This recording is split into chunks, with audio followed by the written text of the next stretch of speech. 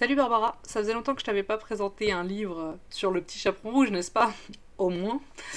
Du coup, aujourd'hui, je te présente la véritable histoire du petit chaperon rouge. C'est d'Agnès Baruzzi et Sandro Natalini, animé par Albin Michel Jeunesse et aux éditions Albin Michel Jeunesse, du coup. Voilà.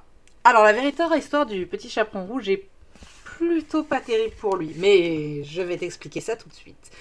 On a un livre très sympathique avec des petits effets sympas. Genre là, c'est la lettre que le loup écrit au petit chaperon rouge. Et dans sa lettre, il lui demande: j'aimerais bien être aimé comme toi tu es aimé par les autres et que tu m'aides avec l'orthographe parce que je fais beaucoup de fautes. Et il lui dit que c'est son idole, que c'est son modèle, pardon. Voilà, donc on a la petite carte du loup.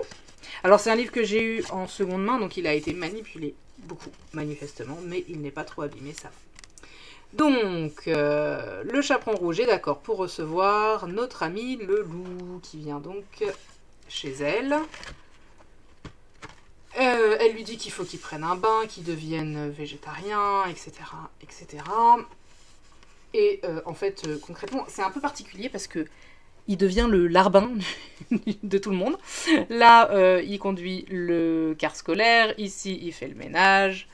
Voilà, c'est sympa pour lui. Mais ça marche super bien pour lui. Il devient le préféré avant le petit chaperon rouge.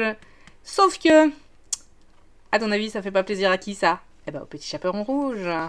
Qui du coup, donc là tu vois, j'adore hein, cette idée du journal. Alors c'est très épais, ça fait pas du tout journal du coup, mais c'est très épais pour que ce soit pas abîmé par les enfants. Mais bon, manifestement le petit chaperon rouge, tu vois, il est pas super content. Il écrit une lettre au loup pour l'inviter à un dîner pour le piéger.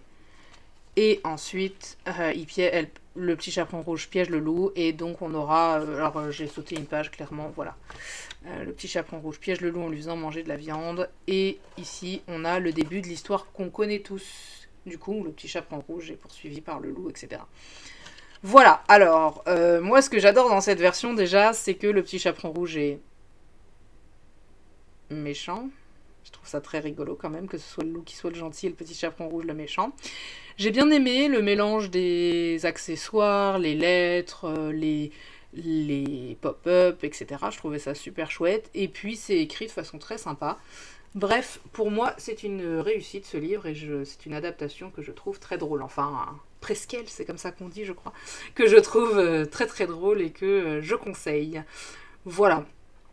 Pour l'âge, je sais pas, peut-être 4, 5, 6 ans, il y a quand même pas mal de textes dedans. Et il faut connaître l'histoire du petit chaperon rouge pour avoir la chute, pour comprendre la chute. Voilà, et ben c'est tout pour cette fois. À bientôt!